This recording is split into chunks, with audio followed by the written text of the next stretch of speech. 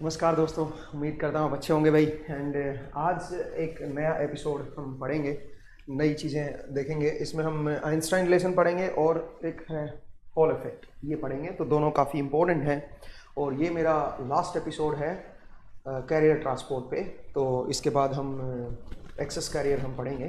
तो ये इस चैप्टर का लास्ट एपिसोड रहेगा। इसके बाद एक दो डीपीपी आएंगे बीच में और उसके बाद अगला चैप्टर हम स्टार्ट करेंगे। तो उम्मीद करता हूँ अभी तक आपको समझ आ रहा होगा सब कुछ और आपको इजी लग रही होंगी चीज़ें। बिकॉज अगर आप बेसिक से पढ़ते हो तो मुझे लगता है कि चीज़ें आसान बन जाती हैं। मेरी कोशिश है कि फॉर्मूला ओरिएंटेड ना पढ़ाया जाए, फॉर्मूले का पूरा रीज़न बताया जाए, पूरा बेस समझाया जाए कि कहाँ से आया है फॉर्मूला, और उसके बाद चीज़ों को समझाया जाए। ठीक है, उम्मीद करता हूँ आपको सब कुछ समझ आ रहा है। तो चलिए स्टार्ट करते हैं आज का एपिसोड, आइंस्टाइन रिलेशन। पहले ये पढ़ेंगे और उसके बाद हॉल इफेक्ट को हम लोग देखेंगे, ठीक है ना। तो चलिए दोस्तों, लास्ट टाइम मैं आपको एक टॉपिक मैंने पढ़ाया था, अगर आपको याद हो, और उस टॉपिक में हमने इंड्यूस्ड इलेक्ट्रिक फील्ड देखी थी कि इंड्यूस्ड इलेक्ट्रिक फील्ड क्या होती है, कैसे हम निकालते हैं। आप देखेगा डीपीपी में क्वेश्चंस भी उसके ऊपर आएंगे। तो एक बार जरा वहीं से स्टार्ट करते हैं और आइंस्टाइन रिलेशन की तरफ बढ़ते हैं। मैंने आपको दो तरह के करंट बताए थे, एक आपका ड्रिफ्ट करंट था, एक डिफ्यूजन करंट था।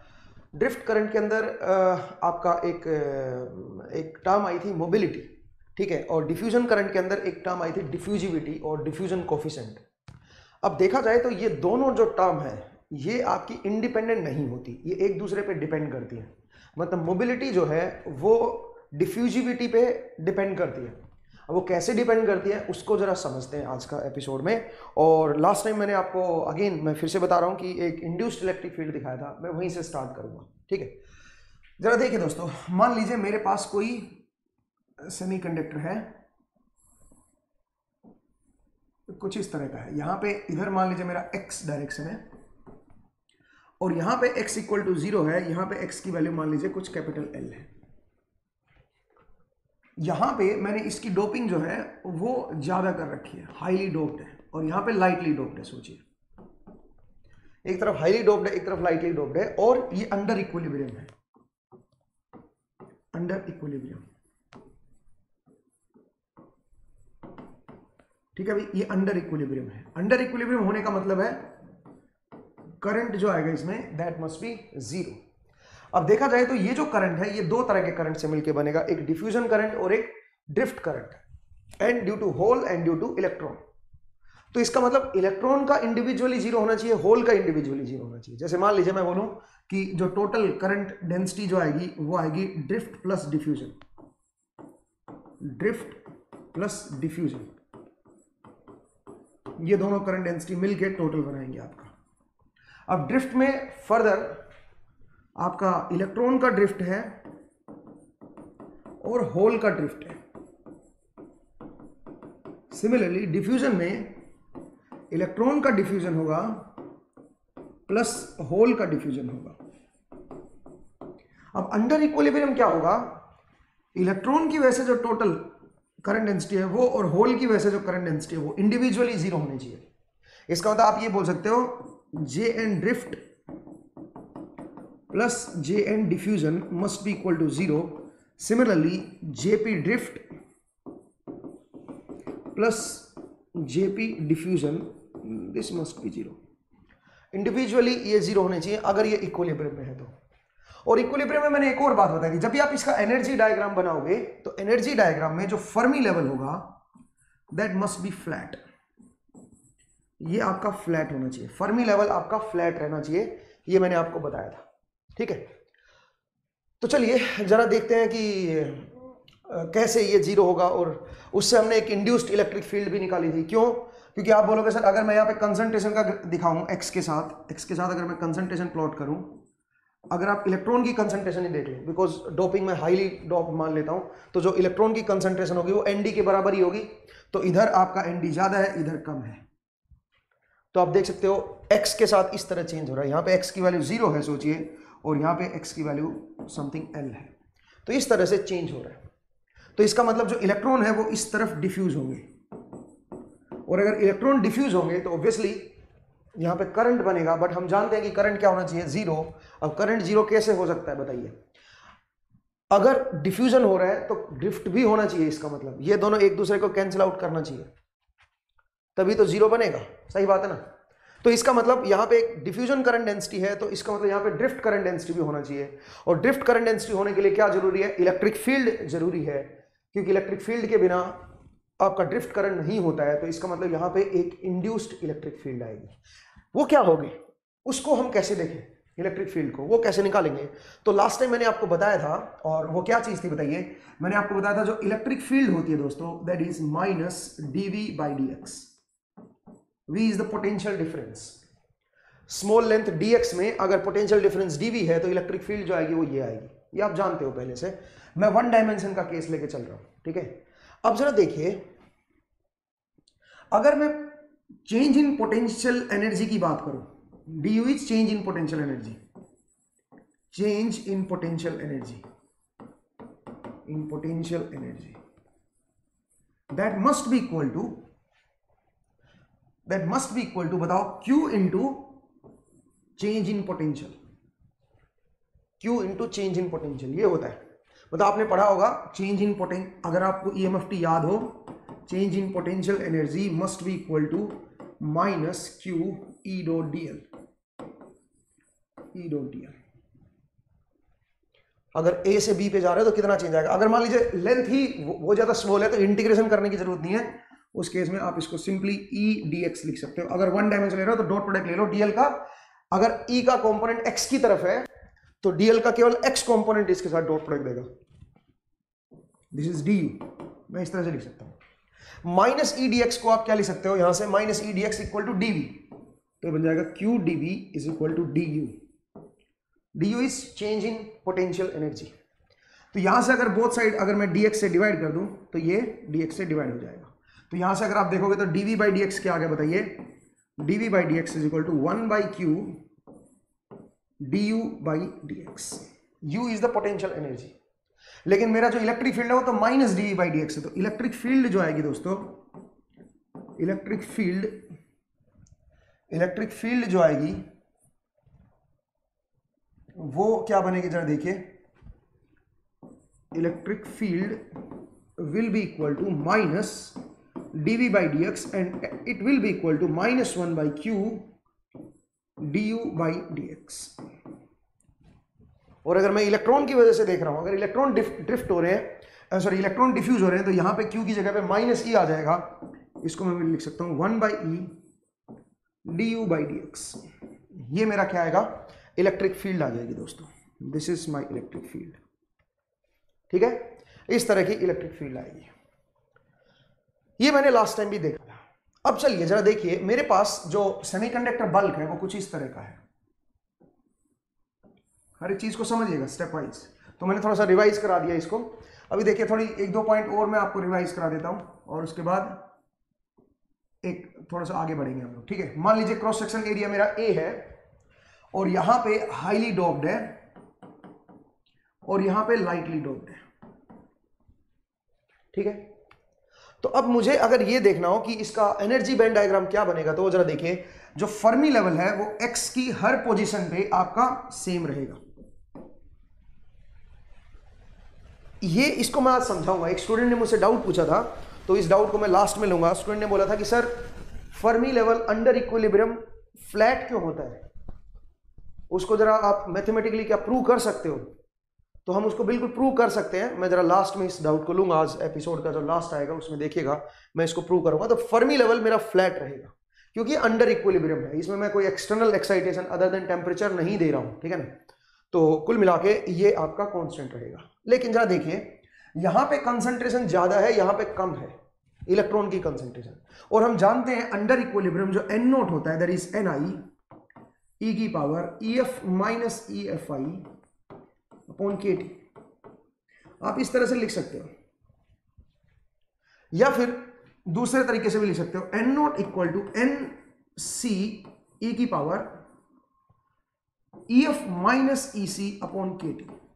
कुछ इस तरह से भी आप इसको डिनोट कर सकते हो, ठीक है भाई? इस तरह से लिख दो या इस तरह से लिख दो, दोनों तरह से आप लिख सकते हो इस चीज को, ठीक है? अब जरा देखिए, अब अगर मैं ये बोलूं कि ठीक है यहां तक सही है। अब जरा देखिए आगे बढ़ते हैं थोड़ा सा। अगर मैं ये बोलूं कि यहां पे इलेक्ट्रॉन की जो कंसंट्रेशन है वो Nd++ है, यहां पे ज्यादा कंसंट्रेशन और यहां पे कम कंसंट्रेशन है, एक तरफ Nd++ है, एक तरफ Nd+ है, तो आप बताओ उसको अगर मैं लिखूंगा तो बन जाएगा EF minus EFI upon KT, और यहां पे भी ये बनेगा Ni e की power EF minus EFI upon KT। अब आप मुझे एक बात बताओ, ध्यान से समझिएगा, ऑब्वियसली ये EFI सेम नहीं हो सकता, EF तो फ्लैट है मेरा, Ni मेरा कांस्टेंट है, KT मेरा कांस्टेंट है बिकॉज टेम्परेचर फिक्स है मेरा, तो इसका मतलब EFI जो है वो कांस्टेंट नहीं होगा। क्योंकि ये ज्यादा है तो ये डिफरेंस भी ज्यादा होगा, इसका मतलब यहां पे EFI और EF के बीच का जो गैप होगा वो ज्यादा होगा, तो EFI जो होगा यहां पे ज्यादा गैप होगा और यहां पे कम गैप होगा, ये मेरा क्या बनेगा, ये बनेगा EFI। N टाइप है तो इसका मतलब EF जो होगा वो EFI से ऊपर लाई करेगा, तो इसलिए मैंने ऊपर दिखा दिया इसको। अब मुझे एक बात और बताइए, चलो ठीक है यहां से मुझे समझ आ गया, अगर सेम चीज यहां पे देखता मैं, यहां पे अगर आप देखोगे तो Nd++, जरा देखिए यहां पे Nd++ is equal to NC e की power EF minus EC upon KT, यहां पे ये बनेगा, और दूसरे केस में Nd plus equal to NC e की power EF minus EC upon KT। तो आप जरा सोचिए यहां पे अगर मैं इस हिसाब से देखूं, मतलब इस फॉर्मूले से अगर मैं देखूं तो ये तो नेगेटिव आएगा बिकॉज EC माइनस EF जो होता है वो पॉजिटिव होता है, बट EF माइनस EC जो होगा वो नेगेटिव होगा बिकॉज EF जो है वो EC से थोड़ा सा नीचे लाई करेगा। अब मुझे एक बात बताइए, यहां पे कि ये ज्यादा है, यहां पे ये कम है, और ये पावर नेगेटिव है, ये ध्यान दीजिएगा, तो आप मुझे बताइए अगर ये ज्यादा नेगेटिव हुई तो ये बहुत छोटा बन जाएगा, अगर ये कम नेगेटिव हुई तो क्या होगा, तो ये बड़ा आएगा, तो इसकी वैल्यू बड़ी आ जाएगी। इसका मतलब क्योंकि यहां पे बड़ी कंसंट्रेशन है, क्योंकि यहां पे ज्यादा कंसंट्रेशन है, तो इसकी वैल्यू लेस नेगेटिव होगी और यहां पे ज्यादा नेगेटिव होगी।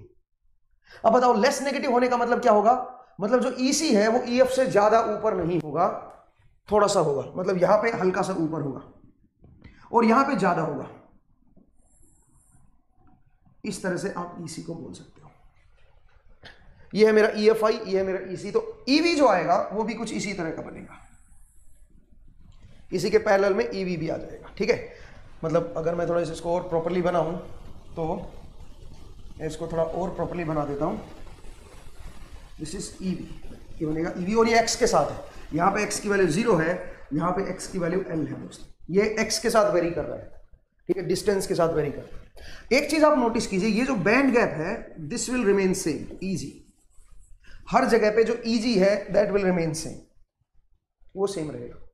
तो इस तरह से मेरे पास ये एनर्जी लेवल्स में दिखाऊंगा यहां पे किस तरह से चेंज होंगे, ये मैंने दिखाया आपको। ठीक है, अब मेरी बात सुनिए, अब अगर मैं ये बोलूं कि बताओ इंड्यूस्ड इलेक्ट्रिक फील्ड क्या आएगी, अगर वो मुझे निकालना हो तो कैसे निकालें, तो वो जरा देखिए।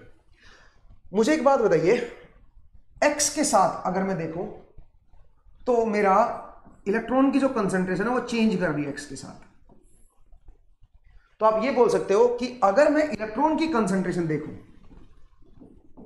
x के साथ, तो वो क्या बनेगी, वो बनेगी Ni तो मेरा फिक्स रहेगा e की पावर EF माइनस EFI, और EFI जो है x का फंक्शन है बाई KT। बोलिए क्या कहते हैं, ऐसे लिख सकता हूं, और N0 की जगह पे NdX लिख देता हूं बिकॉज Ni से काफी लार्ज है ये, यहां पे भी यहां पे भी, यहां पे हर जगह Ni से तो बहुत ही ज्यादा लार्ज है, तो हर जगह ये अप्रोक्सीमेटली क्या बन जाएगा, ये बन जाएगा NdX equal to Ni e की power EF minus EFI x upon KT। ठीक है दोस्तों, बोलिए कोई दिक्कत है, कुछ इस तरह का बन जाएगा। अब एक काम करते हैं, इसका डेरिवेटिव लेते हैं विद रिस्पेक्ट टू x, तो अगर मैं इसका डेरिवेटिव ले लूं विद रिस्पेक्ट टू x तो ये बनेगा dndx by dx will be equal to बताइए क्या बनेगा, Ni e की power EF minus EFI x upon KT into -1 upon KT D EFI x by dx। एक बार चेक कर लीजिए दोस्तों, इसका मैंने डेरिवेटिव लिख लिया है with respect to x, derivative लिया है, तो ये जो टर्म आएगी ये ई की पावर में एक बार तो सेम रहेगी, फिर इसका डेरिवेटिव लिख लीजिए, ठीक है, वो कुछ इस तरह का बनेगा, सही बात। अब ये देखिए ये वापिस से एन डी एक्स बन गया, तो इसका मतलब मैं इसको लिख रहा हूँ D N D X by D X equal to N D X into -1/kt E F I X upon X, ठीक है भाई, ये बन गया मुझे, एक बार देख लीजिए। मुझे चाहिए इंड्यूस्ड इलेक्ट्रिक फील्ड, तो अब मुझे एक बात आइए, मैंने आपको क्या बताया, इंड्यूस्ड इलेक्ट्रिक फील्ड में जो इंड्यूस्ड इलेक्ट्रिक फील्ड होगी वो एनर्जी का विद रिस्पेक्ट टू एक्स देखना पड़ेगा, डेरिवेटिव क्या आएगा और 1/e करना पड़ेगा, ये मेरी इंड्यूस्ड इलेक्ट्रिक फील्ड होगी। तो अगर यहाँ से मैं इंड्यूस्ड इलेक्ट्रिक फील्ड देखूँ तो यहाँ से मुझे इंड्यूस्ड इलेक्ट्रिक फील्ड क्या होनी चाहिए बताओ, इसका जो डेरिवेटिव है विद रिस्पेक्ट टू एक्स वही इसका भी डेरिवेटिव आएगा, वही इसका भी डेरिवेटिव आएगा। तो अगर मैं इंड्यूस्ड इलेक्ट्रिक फील्ड की बात करूं that will be 1/e D E F I by D X, ये लिख लो, या फिर 1/e D E C by D X लिख लो, या फिर 1/e D E V upon D X लिख लो, एक ही बात है उसमें, ठीक है। ये सब बराबर है, क्यों? क्योंकि ये जो स्लोप है हमारा ये सबका बराबर है। तो यहां पे जरा देखिए, यहां पे है D E F I x by D x, ठीक है, तो इसकी जगह पे मैं ई इंटू ई लिख सकता हूं, इसकी वैल्यू को मैं ई इंटू ई लिख सकता हूं। तो जरा बताइए क्या बन गया, D N D X by D X will be equal to N D X into -1/kt और यहां पे ई इंटू ई लिख सकते हैं। क्या ई is this induced electric field, जो इलेक्ट्रिक फील्ड इंड्यूस होगी। यहां से मैं ई की वैल्यू भी कैलकुलेट कर सकता हूं, जो लास्ट टाइम हमने कैलकुलेट की थी मेरे ख्याल से वही आ जाएगी, -kt by E 1/ndx। Last time मेरे ख्याल से मैंने इसको कैलकुलेट किया था, लेकिन लास्ट टाइम मैंने थोड़ा दूसरे तरीके से किया था, आज मैंने थोड़ा डिफरेंट वे से किया। जरा देख लीजिए, this is my induced electric field, ये मेरी इंड्यूस्ड इलेक्ट्रिक फील्ड है। उम्मीद है आपको समझ आ रहा होगा ये कंसेप्ट, ठीक है। अब थोड़ा सा आगे बढ़ते हैं, जरा देखिए मैंने आपको बताया क्योंकि ये इक्विलिब्रियम में है, तो करंट जीरो होना चाहिए। इसका मतलब जो टोटल इलेक्ट्रॉन की वजह से जो करंट डेंसिटी आएगी that must be zero, and hole की वजह से जो करंट डेंसिटी आएगी that must be zero at any time, ठीक है। तो इसका मतलब अगर मैं यहां पे लिखूं तो मैं यहां पे ये लिख सकता हूं J N drift plus J N diffusion must be equal to zero because semiconductor is in equilibrium. अब आप बताइए जे एन ड्रिफ्ट क्या है, Q N mu N into E, E is this induced electric field, plus Q N D N, नहीं Q N नहीं आएगा, Q D N by D X must be क्या। अच्छा एन जो है, N is approximately equal to, not approximately मतलब तकरीबन equally आएगा ये, because N D X is very large at every point, at every X N D is much greater than N I. इसका तो जो ओवरऑल इलेक्ट्रॉन कंसंट्रेशन आएगी वो N D x के बराबर ही आ जाएगी, ठीक है। तो अगर मैं यहाँ पे ये पुट करूँ यहाँ पे तो बन जाएगा Q N D x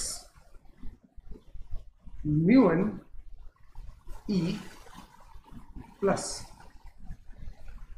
Q D N D by D X of N D X, बोलिए दोस्तों, and this must be zero. और इसकी वैल्यू हम कैलकुलेट कर चुके हैं, मेरा पीछे आइए, इसकी वैल्यू हमें पता है। तो अगर मैं पुट कर दूं यहाँ पे तो ये बनेगा Q N D X mu N into E plus Q D N. अब ये है D N D X by D X. अब जरा देखिए इसकी वैल्यू कैसे पुट करेंगे, -1/kt आ गया into N D X, and that must be zero, ये जीरो होगा। अब बताइए यहां से एन डी एक्स ई और क्यू ये कॉमन आ जाएगा, इधर। तो अगर मैं Q N D X and E अगर मैं एक कॉमन ले लूं तो अंदर देखिए क्या बनेगा, अंदर बनेगा म्यू एन, यहां पे आ जाएगा म्यू एन, और यहां पे क्या बचेगा -dn/kt, और ऊपर आएगा ई, तो will be equal to zero. एक बार देख लीजिए। अब ये जीरो हो नहीं सकता, ठीक है, तो इसका मतलब ये जीरो होगा। तो यहाँ से आप क्या लिख सकते हो, mu N is equal to D N E by K T. यहाँ से अगर आप देखोगे तो क्या बन जाएगा बताओ, D N by mu N is equal to K T by E, K T by E. आप देख लीजिए, this relation is known as Einstein relation, this relation is known as Einstein relation, ठीक है। ये बड़ी कमाल की चीज है। मतलब आप ये कह सकते हो यहां से कि जो मोबिलिटी है और जो डिफ्यूजिविटी है या डिफ्यूजन कोफिशिएंट जो है, these are not independent quantities, ये एक दूसरे पे डिपेंड करते हैं। सेमीकंडक्टर में ये एक दूसरे पे डिपेंड करेंगे, ठीक है भाई। तो ये बहुत बढ़िया चीज थी और हमने इसको देखा कि किस तरह से निकल के आएगा। इसकी वैल्यू क्या होगी एट रूम टेम्परेचर, अगर आप देखें तो KT की वैल्यू जो होती है वो होती है 0.0259, बट अप्रोक्सीमेटली ये है। इलेक्ट्रॉन वोल्ट और नीचे इलेक्ट्रॉन है, इलेक्ट्रॉन से इलेक्ट्रॉन कट जाएगा, सिंपल ये अप्रोक्सीमेटली इतना बनता है। तो आप ये लिख सकते हो दिस इज अप्रोक्सीमेटली 1/40। तो आप ये बोल सकते हो at room temperature mobility is 40 times of diffusivity. ऐसे ही अगर आप होल के लिए निकालोगे, ये तो आपने इलेक्ट्रॉन के लिए निकाला है, ऐसे अगर आप होल के लिए निकालोगे तो आप लिख सकते हो dp by mu T will be equal to K by, वहां पे भी वही आएगा, आप चेक करें, ठीक है। dp by mu P is equal to K T by, वहां पे भी सेम चीज बनेगी। तो इस तरह से हमने आइंस्टाइन रिलेशन को देखा कि किस तरह से हमारी आइंस्टाइन रिलेशन आएगी, और हमने देखा कि ये आप इंडिपेंडेंट नहीं होती हैं, ये एक दूसरे पे डिपेंड करते हैं। ये एक बड़ी कमाल की रिलेशन है भाई, इसके ऊपर आप देखेगा डीपीवी में हम क्वेश्चंस भी करेंगे इसके ऊपर, ठीक है ना। चलिए आगे बढ़ते हैं, नेक्स्ट जरा देखिएगा। तो यहाँ पे मैंने आइंस्टाइन रिलेशन आपको बताया कि कैसे आई। तो इंड्यूस्ड इलेक्ट्रिक फील्ड जरा देखिए, वो बहुत जरूरी चीज थी, उसी से हम आइंस्टाइन रिलेशन को देख पाए, ठीक है। नेक्स्ट आइए, अब अगला क्वेश्चन ये उठता है कि सर ठीक है, अभी तक जो हम पढ़ रहे हैं वो बहुत बढ़िया है, मतलब कैरियर कंसंट्रेशन थ्योरेटिकल एनालिसिस हो रहा है, बट आप जरा सोचिए, आप मोबिलिटी को या कैरियर कंसंट्रेशन को अगर मुझे मेजर करना हो, जो कि हम लेके चलते हैं, तो कोई तो मेथड रहा होगा ना मेजर करने का, तभी तो हमें पता चला, ठीक है, तभी तो हमें पता चला कि भाई इतनी वैल्यू आएगी, तभी इसके ऊपर कैलकुलेशन हुई, ठीक है। तो कोई ऐसी चीज जो मेजर कर सकती हो इस चीज को, कैसे इनको मेजर किया गया, मतलब मोबिलिटी को कैसे मेजर किया गया और कैरियर कंसंट्रेशन को कैसे मेजर किया गया, तो वो चीज अब जरा समझते हैं। और जो मेजरमेंट का जो तरीका था, उसका जो एक्सपेरिमेंट था, उस एक्सपेरिमेंट को हम बोलते हैं। तो चलिए दोस्तों, अब हम पढ़ते हैं हॉल इफेक्ट। तो हॉल इफेक्ट को जरा देखते हैं। हॉल इफेक्ट,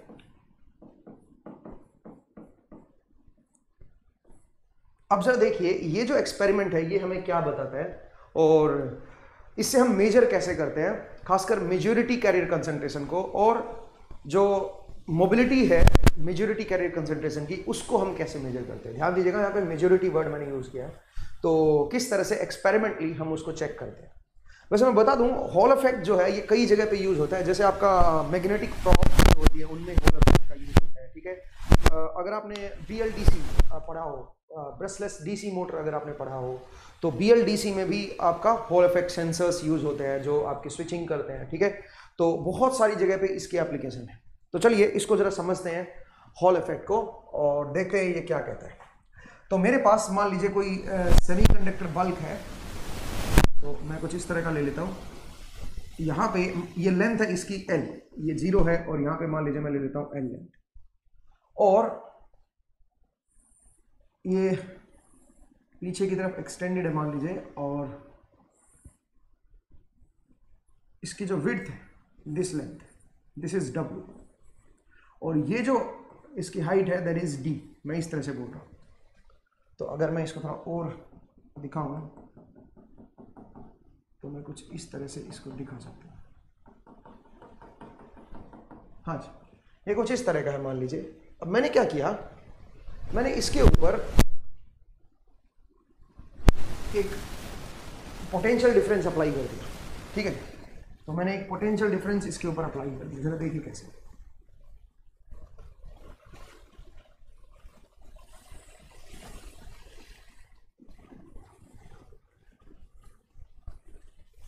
ये मान लीजिए मेरा पोटेंशियल डिफरेंस है Vx, और यहां से जो करंट आ रहा है वो मान लीजिए Ix आ रहा है। अब यहां पर मेरे पास 3 डायमेंशन है, ध्यान दीजिएगा, 3 डायरेक्शंस है मेरे पास। दिस इज x, ये डायरेक्शन है x, अंदर की तरफ जो है वो y है और ऊपर की तरफ जो है वो मेरी z है।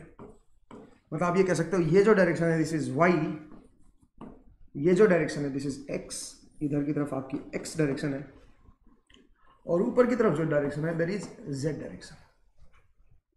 तो मैंने क्या किया, मैंने एक पोटेंशियल डिफरेंस इस पे अप्लाई कर दिया और उससे जो करंट आया that current is ix current आएगा। अब मैंने यहां पे एक मैग्नेटिक फील्ड अप्लाई कर दी जो कि परपेंडिकुलर डायरेक्शन में है। मतलब मैंने यहां पे क्या कर दिया, एक B अप्लाई कर दिया जो ऊपर की तरफ है,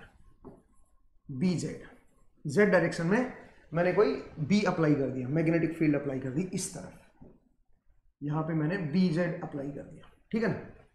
अब सुनिए, यहां पे अब दो कैरियर है, एक आपका होल और एक आपका इलेक्ट्रॉन, तो और दोनों मूव कर रहे हैं और जो मूविंग वेलोसिटी है वो ड्रिफ्ट वेलोसिटी आप बोल सकते हो कि मेरी ड्रिफ्ट वेलोसिटी से मूव कर रहे हैं। होल आपका higher potential to lower potential move कर रहा है, बिकॉज देखो ना यहाँ पे अगर आपने पोटेंशियल डिफरेंस अप्लाई कर दिया तो यहाँ पे एक इलेक्ट्रिक फील्ड एग्जिस्ट करेगी EX, इस तरफ EX की जो वैल्यू होगी वो क्या होगी, वो होगी potential difference per unit length. L length के बीच का पोटेंशियल डिफरेंस अगर VX है तो यूनिट लेंथ के बीच का जो पोटेंशियल डिफरेंस होगा वो होगा EX, ठीक है। तो यहाँ पे एक पोटेंशियल डिफरेंस क्रिएट हो जाएगा, सॉरी इलेक्ट्रिक फील्ड क्रिएट हो जाएगी और इलेक्ट्रिक फील्ड की वजह से इलेक्ट्रॉन और होल के ऊपर फोर्स लगेगा और फोर्स लगेगा तो वो आपके मूव करेंगे। किधर मूव करेंगे वो जरा देखते हैं, जरा देखिए इलेक्ट्रिक फील्ड जो है वो आपकी इस डायरेक्शन में है, EX, x डायरेक्शन में इलेक्ट्रिक फील्ड। तो अगर मैं देखूं होल या इलेक्ट्रॉन, जरा देखिएगा तो क्या होंगे, होल के ऊपर पॉजिटिव चार्ज होता है और पॉजिटिव चार्ज यहाँ पे मैग्नेटिक फील्ड मैंने परपेंडिकुलर अप्लाई कर रखी है, तो in the presence of magnetic field जो फोर्स लगेगा कोई भी मूविंग चार्ज पे वो होता है QV क्रॉस B, आप जानते हैं। अब यहाँ पे जो वेलोसिटी है होल की वो x की तरफ है, ठीक है। तो इसका मतलब जो होल है मेरे पास P जो है जिसके ऊपर पॉजिटिव चार्ज है, प्लस Q चार्ज है, वो इधर मूव कर रहा है, उसकी वेलोसिटी इधर है और जो B है वो मेरा ऊपर की तरफ है, जो B है वो मेरा ऊपर की तरफ है। तो आप बताइए इसके ऊपर जो फोर्स लगेगा तो V क्रॉस B, वो फोर्स जो लगेगा वो कहां पे लगेगा, वो बाहर की तरफ आपका फोर्स लगेगा, जो फोर्स आएगा वो बाहर की तरफ होगा, मतलब -y डायरेक्शन में, क्योंकि अंदर y है बाहर की तरफ -y है। तो इसका मतलब आप ये बोल सकते हो कि जो होल होंगे वो अल्टीमेटली इस तरफ मूव करेंगे, आपके बाहर की तरफ मूव करना स्टार्ट करेंगे, ऐसे आगे चलते जाएंगे और ऐसे सर्कुलर मूव करेंगे, ठीक है। सर्कुलर तो नहीं बट आगे भी मूव करते जाएंगे और इधर की तरफ आते चले जाएंगे। सिमिलरली इलेक्ट्रॉन देखिए, इलेक्ट्रॉन की जो वेलोसिटी है वो इधर की तरफ होगी, इलेक्ट्रिक फील्ड उधर है ना, तो इलेक्ट्रॉन ऑलवेज इलेक्ट्रिक फील्ड के ऑपोजिट मूव करते हैं, तो इलेक्ट्रॉन जो है वो इस तरफ मूव कर रहे हैं। तो इलेक्ट्रॉन की जो वेलोसिटी है वो आपकी इस तरफ है, इलेक्ट्रॉन की जो वेलोसिटी है वो इस तरफ की है और जो मैग्नेटिक फील्ड है वो आपकी ऊपर की तरफ है, मैग्नेटिक फील्ड ऊपर की तरफ है और इलेक्ट्रॉन की जो वेलोसिटी है वो इस तरफ है।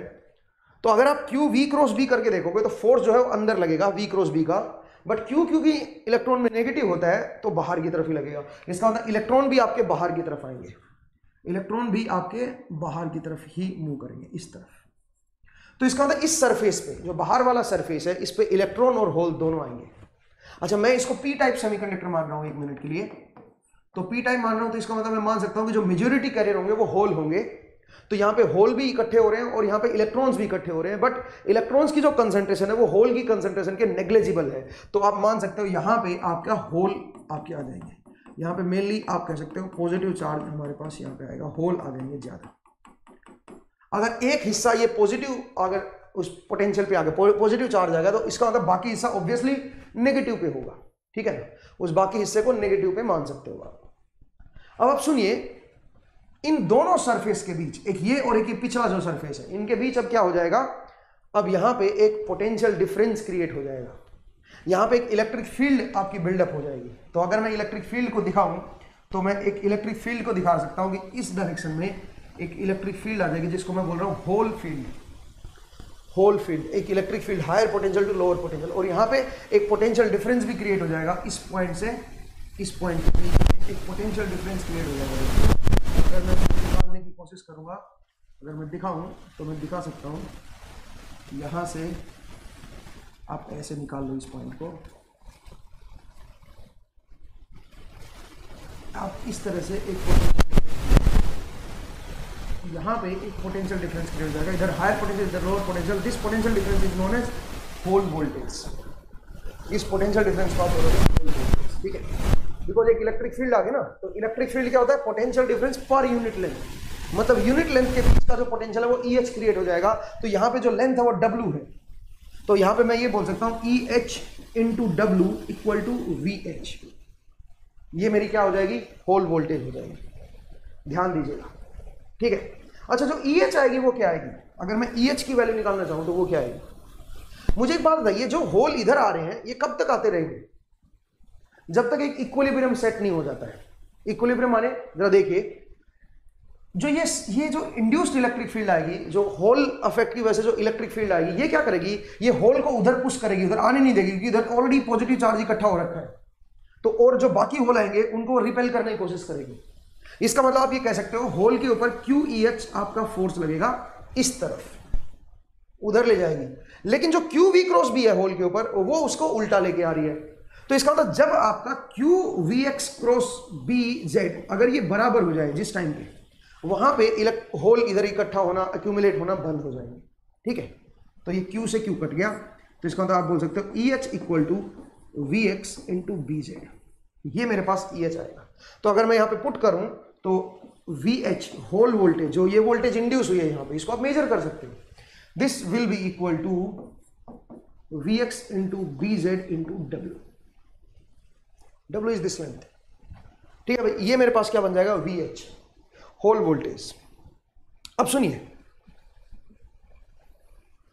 अब यहां पे मैं क्या चाह रहा हूं, मैं इस वी एच को, जो वी एक्स को, इस वी एक्स को जो पोटेंशियल डिफरेंस है मेरा, नहीं सर ये वी एक्स, ये पोटेंशियल डिफरेंस नहीं, ये तो वेलोसिटी है, माफ कीजिएगा, इसको स्मॉल में लिखना है, क्योंकि ये वी एक्स और ये वी एक्स में कंफ्यूज नहीं होना है भाई, ठीक है। This is velocity, this is drift velocity, जो एक्स की डायरेक्शन में है, ठीक है। अब ये जो ड्रिफ्ट वेलोसिटी होगी, क्या मैं इसको करंट की फॉर्म में लिख सकता हूं, बिल्कुल लिख सकता हूं। जरा देखिए, आप जानते हो जे जो होता है, J is current density, J जो होता है वो क्या होता है बताओ, J will be equal to Q P mu P, Q P mu into ई,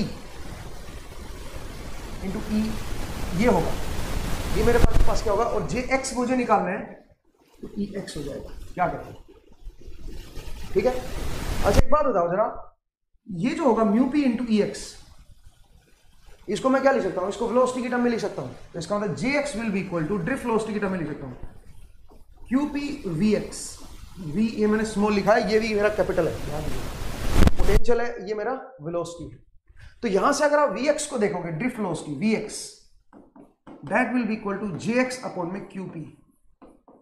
बोलिए दोस्तों, ये मेरा ड्रिफ्ट वेलोसिटी होगी J X upon Q P. तो क्यों ना मैं यहाँ पे वी एक्स की वैल्यू पुट कर दूं, तो आप बताओ जो होल वोल्टेज जो आएगी मेरे पास, that will be equal to J X divide by Q P into B Z into W, B Z into W, ठीक है भाई। तो ये यहाँ पे डब्ल्यू आ जाएगा, ठीक है भाई, बी जेड इंटू डब्ल्यू, ठीक है भाई, ये बन गया वी एच। अब अच्छा, जे एक्स क्या है, J X is current per unit area, current है मेरे पास आई एक्स, इधर जा रहा है, और एरिया क्या है इसका, क्रॉस सेक्शन एरिया, ये है डब्ल्यू डी, तो क्रॉस सेक्शन एरिया क्या होगा, डब्ल्यू इंटू डी। तो इसका मतलब यहां से अगर मैं लिखना चाहूंगा तो ये बन जाएगा I X upon W into D, W into D तो ये एरिया हो गया, ठीक है, B Z into W divide by Q P, ये बन गया दोस्तों। अब जब देखिए डब्ल्यू से डब्ल्यू आपका कट गया, ठीक है, तो क्या बना यहां से बताइए जरा, यहां से जो मेरे पास वी एच बना, तो मैं जरा दूसरा पेन सेलेक्ट कर लेता हूं, ठीक है।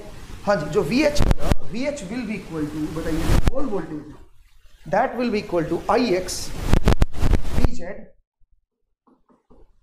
आई X B Z divide by, बोले क्या है, Q P into D, Q P into D, ये बन गया दोस्तों, ये मेरे पास वी एच बन गया। और वी एच को आप मेजर कर सकते हो, ये चीज मेजरेबल। अच्छा एक और चीज देखिए, मुझे तो VH में इंटरेस्ट है ही नहीं ना, मुझे तो कैरियर कंसंट्रेशन में इंटरेस्ट है। तो यहीं से अगर मैं P की वैल्यू निकालूं, hole concentration, that will be equal to IX into B Z divide by QD into VH। अब ध्यान से देखिए, इसमें सब कुछ मेजरेबल है। आपने करंट मेजर कर लिया, IX एक्सटर्नली है, एक्सटर्नली मेजर कर सकते हो। BZ आपने जानबूझ के मैग्नेटिक फील्ड, एक मेजर्ड मैग्नेटिक फील्ड जो थी वो अप्लाई की थी आपने, VH आपने मेजर कर लिया, D आपको पता है, और Q चार्ज ऑन होल ये आपको पता है। तो इसका मतलब ये क्या आ जाएगा, मेरे पास होल की कंसंट्रेशन आ जाएगी। ध्यान दीजिएगा, मेजॉरिटी कैरियर कंसंट्रेशन आ जाएगी, ये बहुत इंपॉर्टेंट चीज है। अब यहां पे मैं एक नई टर्म डिफाइन करता हूं और वो होता है मेरे पास होल कोफिशिएंट। होल कोफिशिएंट क्या होता है, होल कोफिशिएंट। जरूरी नहीं है ये जानना, जैसे आप देख लो, होल कोफिशिएंट जो होता है 1 अपॉन में, ये मेरा होल कोफिशिएंट बनेगा अगर पी टाइप है तो, और अगर एन टाइप है तो 1 अपॉन में क्यू एन बन जाएगा। लेकिन इस केस में क्यू की वैल्यू पॉजिटिव होगी, पी टाइप के लिए क्या होगा, पी टाइप के लिए क्यू मेरा पॉजिटिव आएगा, मतलब ई लिख सकते हो आप इसको, और एन टाइप के लिए क्या होगा, एन टाइप के लिए क्यू मेरा नेगेटिव होगा दोस्तों, ठीक है। एन टाइप के लिए क्यू मेरा नेगेटिव होगा, ठीक है, और पी टाइप के क्यू मेरा पॉजिटिव होगा। ये मेरा बनेगा होल कोफिशिएंट। तो आप इसको होल कोफिशिएंट में भी लिख सकते हो, ठीक है ना, इस चीज को होल कोफिशिएंट में भी लिख सकते हो, इसको भी आप होल कोफिशिएंट में ला सकते हो, बट जरूरत नहीं है, ठीक है। तो मैंने आपको बताया होल कंसंट्रेशन क्या है। सिमिलरली अगर आप इलेक्ट्रॉन कंसंट्रेशन लिखना चाहोगे, अगर ये मैं एन टाइप ले लेता, तो इलेक्ट्रॉन कंसंट्रेशन जो होती है दोस्तों, that will be equal to IX into BZ divide by QD/VH, ये आएगा। अब आप बोलोगे सर एन टाइप में तो ये Q तो नेगेटिव है, तो ये तो नेगेटिव आना चाहिए, नहीं, एन टाइप में VH की वैल्यू भी नेगेटिव आएगी। ये जो पोलैरिटी का जो होल वोल्टेज आया है ये भी मेरा नेगेटिव होगा। अब कैसे नेगेटिव होगा सुनिए, अगर एन टाइप है तो इधर पॉजिटिव चार्ज नहीं आएगा, इधर कौन सा चार्ज आएगा, नेगेटिव चार्ज आएगा, और अगर नेगेटिव चार्ज आएगा तो ये जो पोलैरिटी है ये बदल जाएगी, मतलब इस पोलैरिटी का जो VH आएगा वो नेगेटिव आएगा। या फिर आप इस फॉर्मूले से देखिए, जो VH का एक्सप्रेशन बनेगा एन टाइप में वो क्या बनेगा, वो बनेगा IX BZ divide by QND। अब बताइए, Q मेरा नेगेटिव है तो VH मेरा क्या बनेगा, नेगेटिव बनेगा, नेगेटिव बनेगा, ठीक है। यहां पे ये मेरा पॉजिटिव है, P टाइप के लिए पॉजिटिव है, N टाइप के लिए नेगेटिव आएगा VH। अब आप बताओ, तो VH नेगेटिव और ये Q भी नेगेटिव, तो अल्टीमेटली N जो आएगा वो पॉजिटिव आएगा, ठीक है ना। तो ध्यान से देखिए, इस तरह से हम मेजॉरिटी कैरियर कंसंट्रेशन निकाल सकते हैं यूजिंग हॉल इफेक्ट। ये मेरा पूरा एक्सपेरिमेंटल, आप एक्सपेरिमेंटली चेक कर सकते हो मेजॉरिटी कैरियर कंसंट्रेशन, ठीक है। अब आइए, अब आप बोलोगे सर मोबिलिटी कैसे निकालें, तो मोबिलिटी का जो एक्सप्रेशन होता है वो कहां पे छुपा होता है, वो करंट डेंसिटी में छुपा होता है। तो इसका मतलब अगर मैं देखूं Jx will be equal to, बताओ क्या बनेगा, Jx विल बी, अगर P टाइप है तो वो बनेगा QP mu P into E। अच्छा एक बात और देखो, जो करंट आप लिख रहे हो वो मेनली मेजॉरिटी कैरियर की वजह से लिख रहे हो, ध्यान देना, मैंने आपको बताया था जो ड्रिफ्ट करंट होगा वो मेनली बिकॉज ऑफ क्या होता है, मेजॉरिटी कैरियर कंसंट्रेशन होता है, इसीलिए मैंने मेजॉरिटी कैरियर वाला करंट लिखा है। और मैं डिफ्यूजन करंट यहां पे नहीं लिख रहा हूं, क्योंकि मैं मान रहा हूं कि डोपिंग जो है वो यूनिफॉर्म है। अगर यूनिफॉर्म डोपिंग होगी तो इसका मतलब वहां पे जो डिफ्यूजन करंट है वो नहीं आएगा, ठीक है। तो पॉइंट को समझिए दोस्तों कि किस तरह से हम इसको लिख रहे हैं, ठीक है। आगे बढ़ते हैं, नेक्स्ट वाला देखिए। तो मैंने आपको बताया कि कंसंट्रेशन आप इलेक्ट्रॉन और होल की कैसे निकालोगे, यूजिंग हॉल इफेक्ट। अब आइए मोबिलिटी में, तो मोबिलिटी तो बहुत आसान है, कैसे, Jx क्या होता है, IX divide by W into D cross section area equal to QP mu P, और E की जगह पे क्या लिख दो, VX बाई L, ठीक है। अब बताइए, यहां से अगर मैं मोबिलिटी निकालने की कोशिश करूं mu P, that will be equal to IX upon WD, ये ऊपर आ गया और ये L ऊपर आ जाएगा, नीचे क्या आएगा बताओ जरा, नीचे आएगा QP इंटू VX।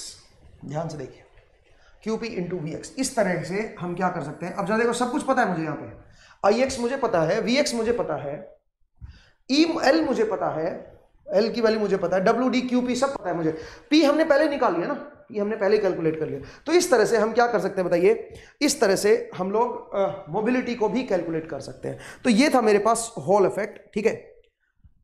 इसके ऊपर एक दो क्वेश्चन करते हैं, चलिए इसके ऊपर एक दो क्वेश्चन हो जाए हॉल इफेक्ट के ऊपर। तो मेरे पास एक क्वेश्चन है दोस्तों, जरा देखिए क्या क्वेश्चन है। Consider a geometry shown in the figure, आपको एक फिगर दे रखा है और एक ज्योमेट्री आपको दे रखी है, जरा देखिए। ये तो बहुत ही आसान क्वेश्चन है, मैं आसान ले रहा हूं क्वेश्चन को। आपको डीपीपी में मैंने क्वेश्चन दिए हैं इसके ऊपर, उनको आप सोल्व कीजिएगा। देखिएगा दोस्तों, आपको ये लेंथ दे रखी है आपको इसमें, और लेंथ क्या है, 10⁻⁻1 सेंटीमीटर, ठीक है। दूसरा इसमें W दे रखा है 10⁻² सेंटीमीटर, और जो D दे रखा है वो है 10⁻³ सेंटीमीटर, आपको D दे रखा है, ठीक है ना। अच्छा, ये कह रहा है अज्यूम IX, मतलब यहां पे कोई पोटेंशियल डिफरेंस अप्लाई कर रखा है इन्होंने, और उसकी वजह से एक करंट आ रखा है IX। दिस IX इज, ये जो IX जो दे रखा है दैट इज 1 मिली एम्पियर, ये 1 मिली एम्पियर करंट दे रखा है, and VX is 12.5 volt, 12.5 volt मेरे पास VX है। BZ इज 500 टेस्ला, 500 गॉस दे रखा है, 500 टेस्ला नहीं भाई, टेस्ला बहुत बड़ा हो जाएगा, ये है 5.05 दे रखा है, 500 गॉस दे रखा है, ठीक है ना। तो टेस्ला जो है उसमें कितना दे रखा है वो मैं लिख देता हूँ आपके लिए, हाँ जी, दिस इज 5 × 10⁻² टेस्ला। ये आपको B दे रखा है Z डायरेक्शन में, एंड जो वोल्टेज है VH, यहां इस पॉइंट और इस पॉइंट के बीच की वोल्टेज निकाली गई है, और ये जो वोल्टेज है VH वो आपको इस तरह की दे रखी है,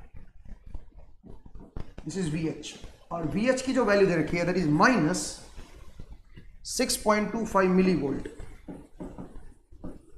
इसका मतलब नेगेटिव है, तो नेगेटिव है तो किस टाइप का मटेरियल बताइए, ये N टाइप का मटेरियल है। ये जो पोलैरिटी है ये नेगेटिव आ रखी है, इस पोलैरिटी, तो ये पोलैरिटी नेगेटिव तभी आती है जब ये N टाइप होता है, ठीक है ना। तो इसका मतलब N टाइप मेरे पास मटेरियल है। आपसे क्या पूछा है, determine the majority carrier concentration and the mobility. आपको मेजॉरिटी कैरियर N की वैल्यू बतानी है क्या होगी, और मोबिलिटी बतानी है μN क्या होगा। तो बताइए कैसे करोगे, अगर आपको फॉर्मूला याद है तो डायरेक्टली उसी से कर लोगे, ठीक है। फॉर्मूला N के लिए क्या है, IX BZ ये दे रखा है, Q इज -1.6 × 10⁻19, यहाँ पे माइनस लेंगे, और VH भी नेगेटिव है, D मेरा पॉजिटिव है, ये तो सीधा सीधा फॉर्मूला हो गया भाई, ठीक है। तो N will be equal to, बताइए, IX × BZ divide by QN VH, सीधा सीधा पुट कर सकते हो, ठीक है। QD VH है, यहाँ पे N नहीं है, QD, N तो ऊपर आ गया, ठीक है। तो अगर आप सीधा सीधा पुट करोगे तो ये बन जाएगा 5 × 10⁻50, इसमें कुछ नहीं था, फॉर्मूला बेस्ड क्वेश्चन है पर cc, ठीक है। अच्छा, नेक्स्ट क्या पूछा आपसे, मोबिलिटी, तो μN। अब μN भी बहुत आसान है, बताइए μN क्या होगा, μN ये रहा, ठीक है। यहाँ से ये तो μP है, खैर μN आप निकाल लो, μN will be equal to IXL divide by WD, और यहाँ पे QN, सिंपल। तो मोबिलिटी जो है वो नेगेटिव आएगी, वो नेगेटिव आएगी, Q मेरा नेगेटिव आएगा। तो मोबिलिटी की वैल्यू जब आप कैलकुलेट करोगे फॉर्मूले में पुट करके, that will be equal to 1000 centimetre square per volt second, इस तरह की, ठीक है। तो आसान है भाई, आप निकाल लेना, ये नेगेटिव बनेगी, ठीक है।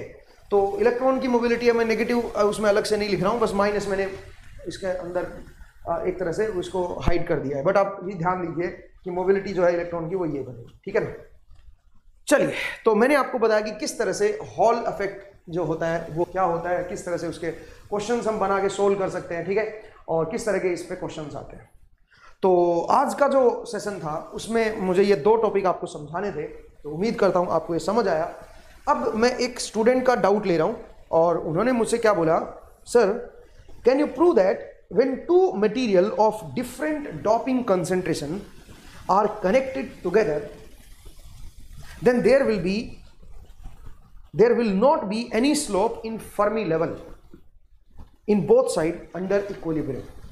इनका कहना यह है कि मान लीजिए मेरे पास 2 मटेरियल थे, इनमें दोनों में डोपिंग अलग अलग थी, मतलब आप बोल सकते हो दिस इज Nd++ और यहां पे है Nd,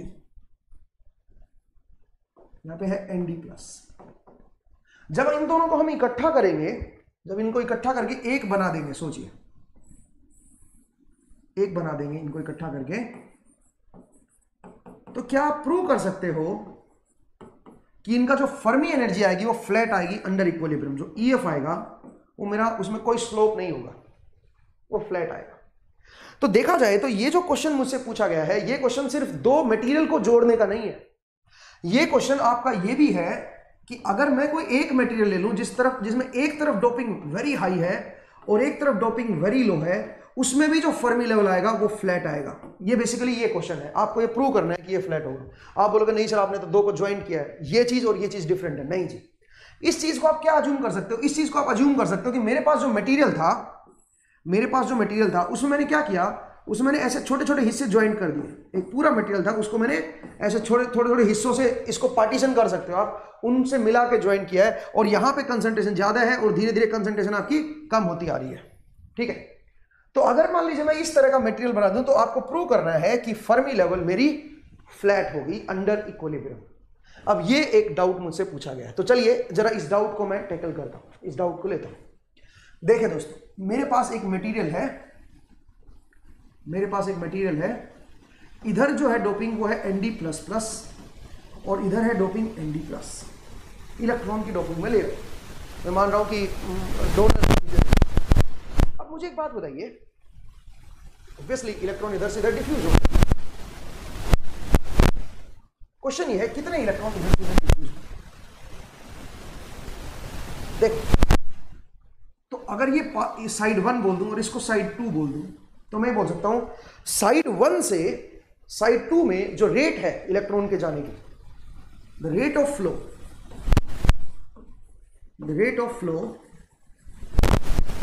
from side 1 to side 2, ये जो होगा ये क्या होगा, इस साइड से इस साइड में जो रेट होगा फ्लो होने का वो किस पे डिपेंड करेगा, that will be proportional to, किसके प्रोपोर्शनल होगा, ये इधर कितनी साइड फील्ड है, कितनी स्टेट फील्ड है यहाँ पे at some energy level E, कितनी स्टेट यहाँ पे फील्ड है और यहाँ पे कितनी खाली है। जितनी यहाँ पे फील्ड होगी, जितनी यहाँ पे खाली होगी, उन दोनों का जो प्रोडक्ट होगा उस पर डिपेंड करेगा कि कितना इधर से इधर कैरियर ट्रांसपोर्ट होगा, कितना इधर से इधर कैरियर डिफ्यूज होगा। तो इसका मतलब rate of flow from side 1 to side 2 at जो होगा, ये इसकी वैल्यू क्या होगी बताओ जरा, ये प्रोपोर्शनल होगा कितनी स्टेट यहां पे फील्ड है और कितनी स्टेट यहां पे खाली है। तो जितनी यहां पे ज्यादा खाली होंगी उतना ज्यादा जाएगा और जितनी यहां पे फील्ड होंगी वो भी उतना ही ज्यादा जाएगा। इसका मतलब आप ये कह सकते हो दैट इज प्रोपोर्शनल टू, मैं क्या लिखा बताओ जरा, कितनी स्टेट यहां पे फील्ड है वो कैसे निकालोगे, कितनी स्टेट यहां पे फील्ड है वो कैसे निकालोगे, प्रोबेबिलिटी F1E इंटू ρ1E। ये क्या है बताओ, ये है डेंसिटी ऑफ स्टेट्स और ये है प्रोबेबिलिटी ऑफ ऑक्यूपेशन। तो इनको मल्टीप्लाई कर दूंगा तो ये क्या बता रहा है, ये मुझे बता रहा है कि कितनी स्टेट यहाँ पे ऑक्यूपाइड है। अब यहाँ पे कितनी स्टेट एम्प्टी है, वो क्या होगा, वो होगा 1 - F2E at some energy level E देख रहा हूं मैं, इंटू ρ2। तो ये जो चीज है ये क्या रिप्रेजेंट कर रही है, ये बता रही है कितनी स्टेट यहाँ पे अनऑक्यूपाइड है, और ये क्या बता रहा है आगे वाला, ये हमें बता रहा है कितनी स्टेट यहां पे ऑक्यूपाइड है at some energy level E। और इन दोनों का जो प्रोडक्ट होगा वो उसके प्रोपोर्शनल होगा rate of flow of carrier from side 1 to side 2। Similarly अगर मैं बोलूं rate of flow from side 2 to side 1, बताइए दैट इज प्रोपोर्शनल टू, किसके प्रोपोर्शनल होगा, साइड 2 से साइड 1 पे जो रेट ऑफ फ्लो होगा इस तरफ, वो किस पे डिपेंड करेगा, अगेन इधर कितनी साइड ऑक्यूपाइड है, कितनी स्टेट इधर ऑक्यूपाइड है at some energy level E, और यहां पे कितनी अनऑक्यूपाइड उन दोनों, क्योंकि जितनी ज्यादा यहां पे अनऑक्यूपाइड होगी उतना ज्यादा इधर आने की कोशिश करेगा, जितनी इधर ऑक्यूपाइड होगी उतना ही इधर आने की कोशिश करेगा। ठीक है, तो इसका मतलब that will be proportional to, कितनी यहां पे ऑक्यूपाइड है वो होगा F2E इंटू ρ2E, और कितनी यहां पे अनऑक्यूपाइड है वो होगा 1 - F1E इंटू ρ1, ये होगा। ठीक है, प्रोपोर्शनलिटी कांस्टेंट K लगा लो, यहां पे भी K लगा लो। ठीक है, अब अंडर इक्विलिब्रियम हम जानते हैं क्या, under equilibrium net current is 0। Under equilibrium मुझे पता है नेट करंट 0 होगा। इसका मतलब एट एनी क्रॉस सेक्शन जितने कैरियर इधर से इधर जाएंगे उतने ही कैरियर इधर से इधर आएंगे अंडर इक्विलिब्रियम, मतलब नेट फ्लो जो आएगा वो 0 आएगा। इसका मतलब this must be equal to this. तो अगर मैं ये और ये बराबर कर दूं तो जरा देखिए यहां पे है F1E into ρ1E into 1 - F2E into rho 2E must be equal to F2E into rho 2E into 1 minus F1E into rho 1E, ये बराबर होगा दोस्तों। ठीक है, अब चलिए जरा देखते हैं इसमें क्या बनेगा। अगर मैं इसको अलग अलग कर लूं तो F1E rho 1E into rho 2E minus F1E rho 1E F2E into rho 2E must be equal to, ये तो इधर का मैंने ओपन कर दिया, मस्ट बी इक्वल टू यहां पे क्या बनेगा F2E रो 2E रो 1E माइनस F2E रो 2E F2E रो 2E F1E into rho 1E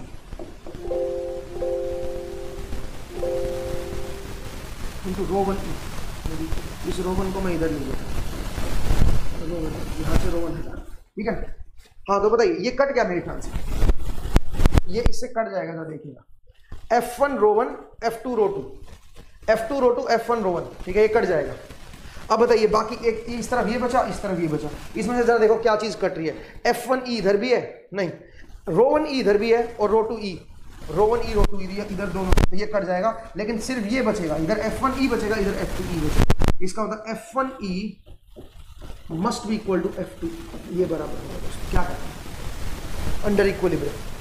और F1E और F2E बराबर होने का क्या मतलब है जरा देखिए, F1E इक्वल टू F2E जो फर्मी फंक्शन है ये होगा 1/1 प्लस ई की power E minus E F1 upon K T must be equal to 1/1 plus E की power E minus E F2 upon K T, यही होता है भाई, बताइए। और यहां से मैं क्या लिख सकता हूं, यहां से मैं लिख सकता हूं ई F1 equal to E F2। इसका मतलब जो दो मेरे पास जो जो जो आपके दो रीजन है, दो साइड है, साइड 1 और साइड 2, इसमें जो फर्मी लेवल होगा उसी लेवल पे इधर भी फर्मी लेवल होगा, इनका जो फर्मी लेवल होगा वो इक्वल होगा, समझ आया। तो इसका मतलब यहां से मैं प्रूव कर सकता हूं कि अंडर इक्विलिब्रियम जो फर्मी लेवल होगा दोनों साइड का, दैट मस्ट बी फ्लैट, ठीक है। अब आप बोलोगे सर ये तो आपने दो साइड को इकट्ठा किया, अगर मैं कोई पूरा सेमीकंडक्टर ले लेता, सोचिए मैं पूरा सेमीकंडक्टर लेता जिसमें कंसंट्रेशन जो है एक तरफ ज्यादा है और एक तरफ कम है, इधर Nd++ और इधर Nd है या Nd+ है, तो क्या उसमें भी फर्मी लेवल एक फ्लैट होता क्या? बिल्कुल फ्लैट होता, अगर ये इक्विलिब्रियम में है तो।